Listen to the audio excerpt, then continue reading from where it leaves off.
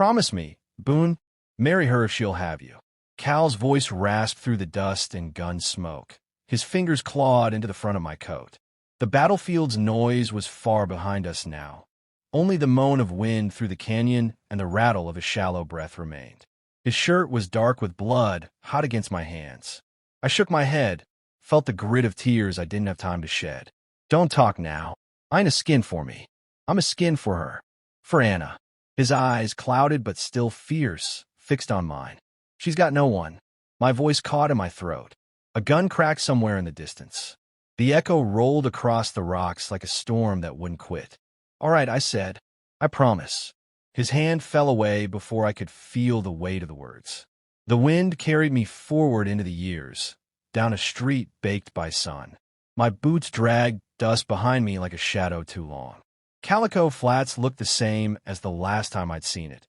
False front buildings leaning into each other, hitching posts empty in the heat, one bent weather vane groaning at the sky. Somewhere a saloon piano banged out a half-tuned tune, its notes chased by laughter that didn't reach the street. I stopped in front of the ranch. The boards were grayed and split, the roof patched in more places than it was whole. A lean windmill spun lazily, its creak loud in the quiet. Anna McRae stood in the doorway, one hand braced against the frame. Her face caught the light, and I saw it. The scar running from cheekbone to jaw, pale as chalk against sun-browned skin. Her hair was tied back with a strip of faded calico, her eyes steady, unreadable. Boone. She said my name like it belonged to another life. I came to keep a promise, I told her, voice low. Her gaze didn't shift. And you think that's enough? Cal wanted. I know what Cal wanted. Her voice had the flat weight of someone who'd stood through too many storms. She stepped aside, leaving the door open. Come in. We'll talk. Inside, the air was cooler, shaded by curtains patched from old shirts. A kettle hissed faintly on the stove. A rifle leaned in the corner, oiled and ready. We sat at the rough kitchen table. I kept my hat in my hands. The silence between us was thick, heavy with years. Outside, a crow called once, then again. Finally, she said, You marry me, Boone. You marry the land, the work, and the trouble that's coming. I met her eyes. I figured. She nodded once, like we'd just struck a bargain.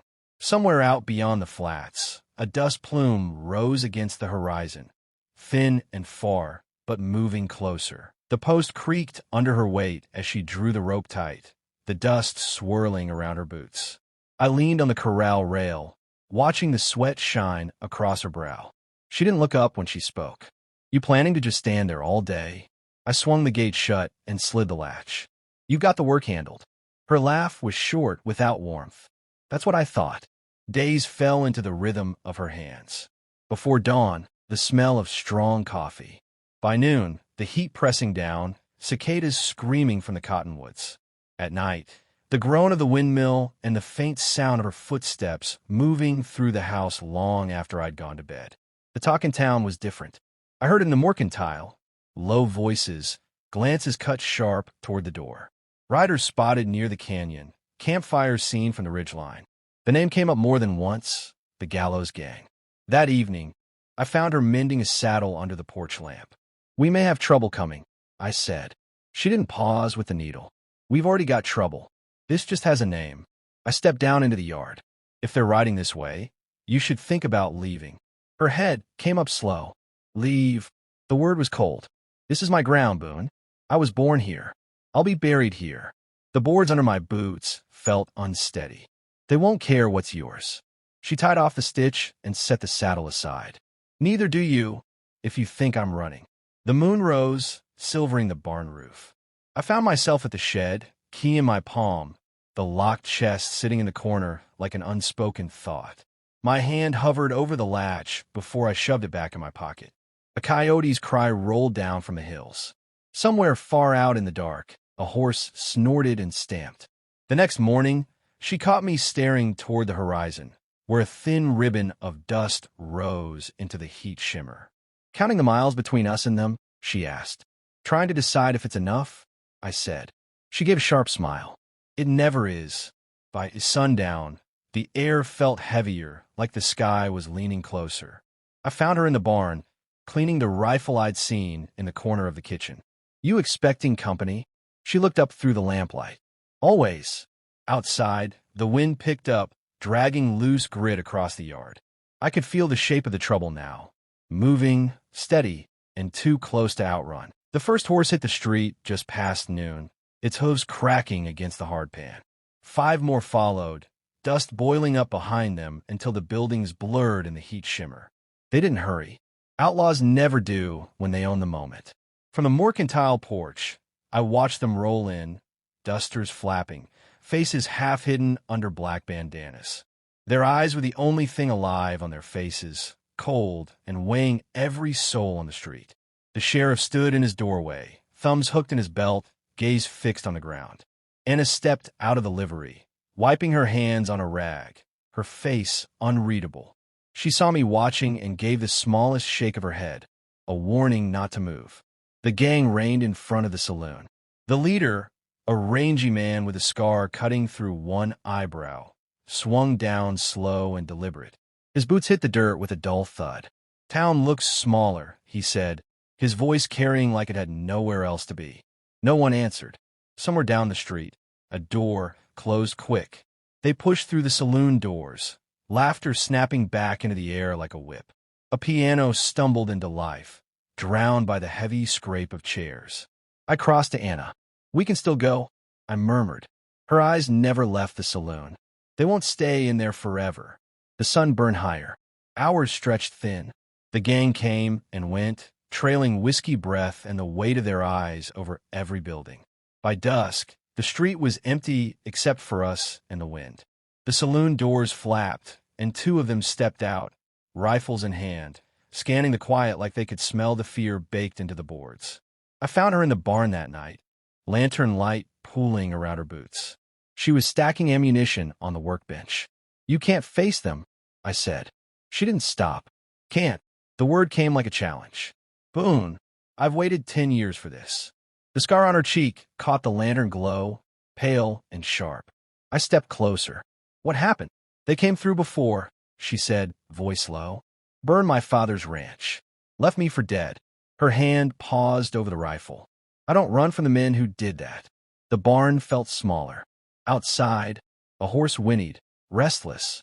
The night smelled of dust and something sharper, like a storm coming across dry land. I left without another word, went to the shed, and opened the chest. The revolver lay where I'd left it, the metal cold in my hand. I cleaned it slow, the old motions waking up in my fingers. When I looked up, she was gone. The sound of her boots on the hardpan was already fading toward town. The sun was just breaking over the rooftops when I saw her. Anna stood in the middle of the street, coat drawn tight, the hem brushing her boots. The rifle was hidden, but I knew where it was, same place she'd taken it from in my shed. The Gallows Gang spilled from the saloon in a stagger of boots and curses. Their leader froze when he saw her. The others slowed, hands drifting toward their belts. "You've got nerve, showing your face," the leader said. His voice was hoarse from whiskey, but it carried. Anna didn't answer.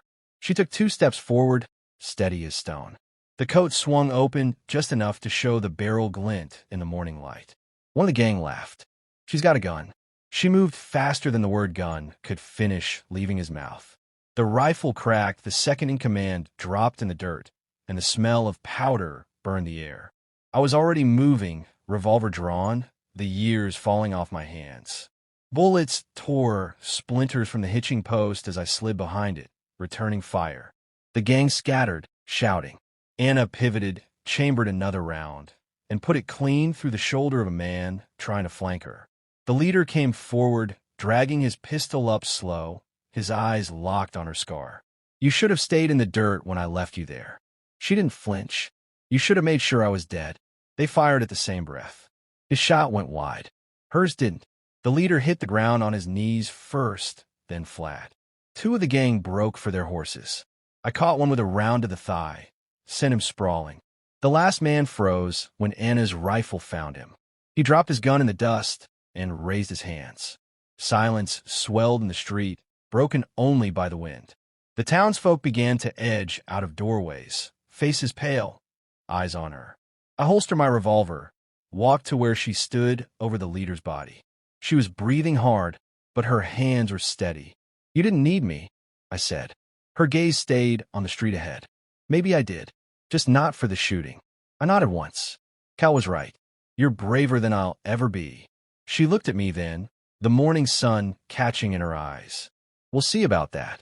The sheriff finally stepped out, his voice uncertain. "They're all yours, Boone." "Anna." We turned together, walking through the settling dust toward the jail, the sound of our boots carrying across the flats. And somewhere in the back of my mind, I heard Cal's voice again, not asking for the promise this time, but laughing that I'd finally kept it.